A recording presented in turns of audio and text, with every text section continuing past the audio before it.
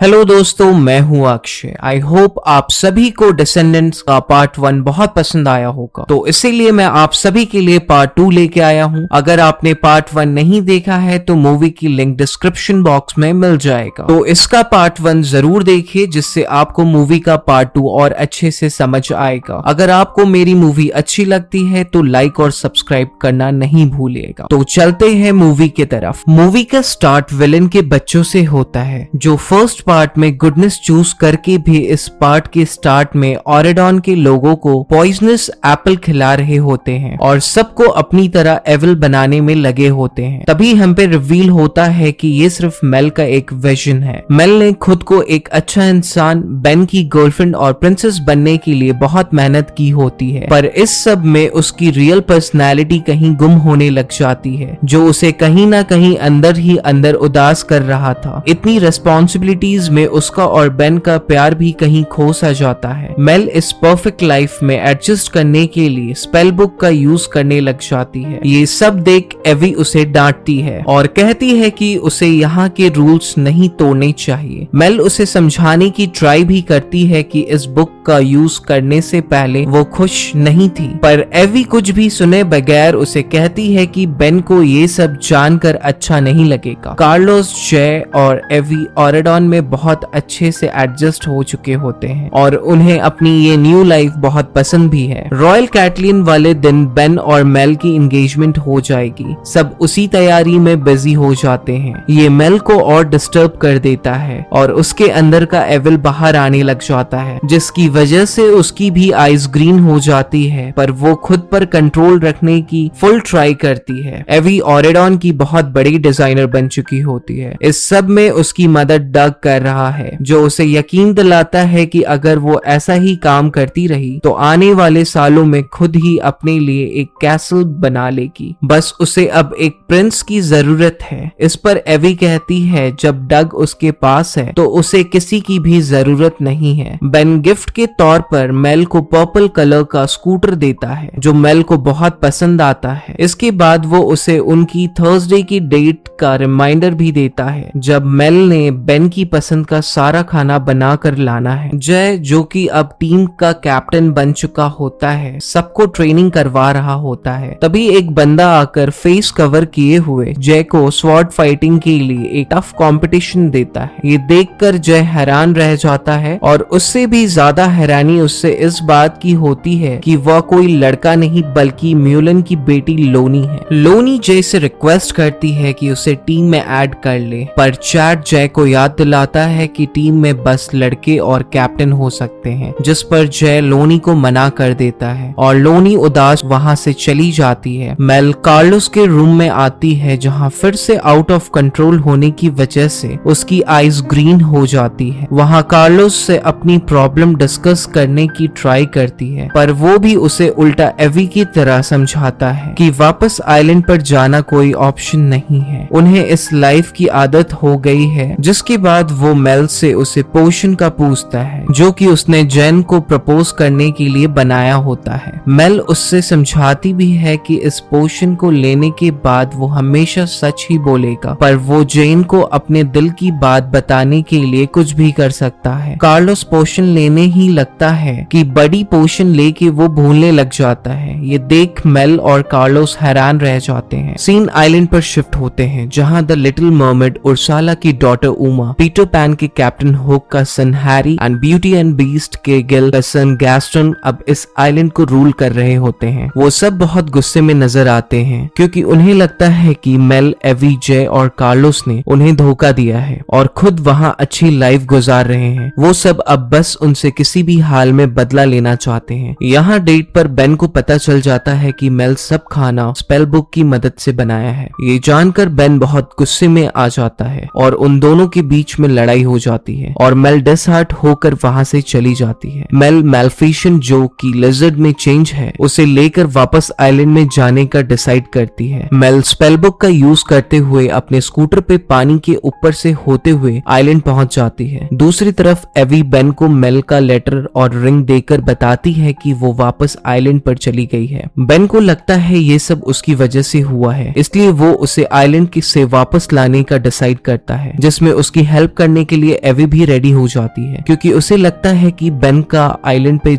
अकेले जाना सेफ नहीं है। मेल सिंड्रेला की स्टेप सिस्टर रिजेला की डॉटर डिजी के पास जाती है जो कि एक हेयर स्टाइलिस्ट है। डिजी वापस से मेल के हेयर्स को पर्पल कर देती है। तभी वहां पर हैरी आ जाता है जो डिजी से उसके सब पैसे ले जाता है और मेल को वापस आइलैंड पर देख वार्न करता है कि उमा से पंगा ना ले, पर मेल कहती है कि वो वापस इस किंगडम को अपने कब्जे में कर लेगी। बेन एवी, कार्लोस और जे के साथ मेल को लेने के लिए आइलैंड के लिए निकल जाता है। वहां पहुंचकर वो लोग अपनी कार को छुपा देते हैं और एवी बेन से प्रॉमिस लेती है कि कुछ भी हो जाए वो इन सबको यहाँ छोड़कर नहीं जाएगा क्योंकि वो वापस पुरानी लाइफ नहीं चाहती है। इसके बाद एवी, जे और कार्लोस मिलकर बेन को आइलैंड पे रहने का वे बताते हैं और उसे उसके अंदर की क्रुएलिटी को बाहर निकालने को कहते हैं। बेन बहुत जल्दी ये सब सीख जाता है। बेन मेल के पास जाकर उसे समझाने की ट्राई करता है और माफी भी मांगता है, पर मेल वापस जाने से साफ इनकार कर देती है क्योंकि उसे डर होता है कि वो सब खराब कर देगी। मेल एवी की भी बात नहीं सुनती है। उसी दौरान में ये सब नोटिस करते हैं कि बेन गायब है। तभी हैरी वहां आकर उन्हें बताता है कि बेन उमा के पास है और उसने मेल को मिलने के लिए बुलाया है। मेल को जब ये सब पता चलता है तो वो अकेले ही उमा से मिलने चली जाती है। उमा मेल को उसके साथ आर्म रेसलिंग करने को कहती है। अगर मेल जीत गई तो वो बेन को वापस ले जा सकती है। मेल मान जाती है और अपनी आईज ग्रीन करते हुए उमा को हराने ही वाली होती है। तभी उमा कहती है कि अगर वो जीती तो मेल को उसे गॉड मदर की वैन लाके देनी होगी। ये सुनकर मेल कंफ्यूज होकर हार जाती है, जिस पर उमा उसे सुबह तक वैन लाने को कहती है वरना वो बेन को मार देगी। मेल वापस आकर सबको ये बताती है और चारों मिलकर प्लान बनाते हैं जिसके हिसाब से जय और कार्लोस वापस जाकर वैन का रेप्लिकेट लेकर आएंगे, जबकि मेल और एवी यहाँ पर वेपन्स रेडी करने में लग जाती हैं, जिसके लिए वो डिजी के पास जाती है। एवी को देखकर बहुत खुश हो जाती है और कार्लोस जब वापस ऑरेडॉन पहुंचता है तो देखता है कि चैड कार्लोस के रूम में उसकी रेप्लिकेटिंग मशीन यूज कर रहा है। तभी वो उसे बताता है कि वो वैन का रेप्लिकेट लेने आए हैं क्योंकि बेन की जान खतरे में है। ये सब बात लोनी सुन लेती है। एवी मेल को समझाती है और वापस चलने को कहती है, पर मेल उसे फिर यही कहती है कि वो यहाँ कंफर्टेबल है और वापस नहीं जाना चाहती है। एवी उसे यकीन दिलाती है कि कुछ भी हो जाए वो दोनों बेस्ट फ्रेंड ही रहेंगे और एवी उसे कभी भी अकेला नहीं छोड़ेगी। लोनी जब जय और कार्लोस को जाते देखती है तो उनसे कहती है कि उसे अपने साथ आइलैंड पर लेकर जाएं, वरना वो गॉड मदर को सब बता देगी, जिस पर मजबूर होकर वो उसे अपने साथ लेके जाते हैं। बेन उमा को समझाने की कोशिश भी करता है कि उसे ये सब करने की जरूरत नहीं है। वो सब सिर्फ उन चारों को आइलैंड से बचाकर नहीं लेकर गए हैं, बल्कि उसने स्टार्ट उनसे किया था और वो बच्चों को ले जाना चाहता था, पर किंग की रेस्पॉन्सिबिलिटी की वजह से वो ऐसा कर नहीं सका। एक मिनट के लिए तो उमा उसकी बातों में आ जाती है, बट उसकी एविल पावर उस पर हावी हो जाती है और वो बेन की बात नहीं सुनती है। मेल अपनी टीम के साथ पूरी तैयारी करके बेन को बचाने पहुंच जाती है। दोनों टीम एक दूसरे को बातें सुनाने में लग जाते हैं और ये बताने में कि वो दूसरी वाली से अच्छे हैं। फिर आखिर मेल उमा को वैन दिखाती है, जिससे उमा मेल को उसे यूज करके दिखाने को कहती है। मेल उमा को यहाँ भी ट्रिक कर देती है और बडी पर स्पेल करके उसे बोलने को कहती है। उमा ये नहीं जानती कि बडी तो पहले ही पोशन की वजह से बोलता है, जिस पर उमा मेल पे यकीन कर लेती है और बेन को देकर वैन ले लेती है। पर इससे पहले कि वो सब वहाँ से जा पाते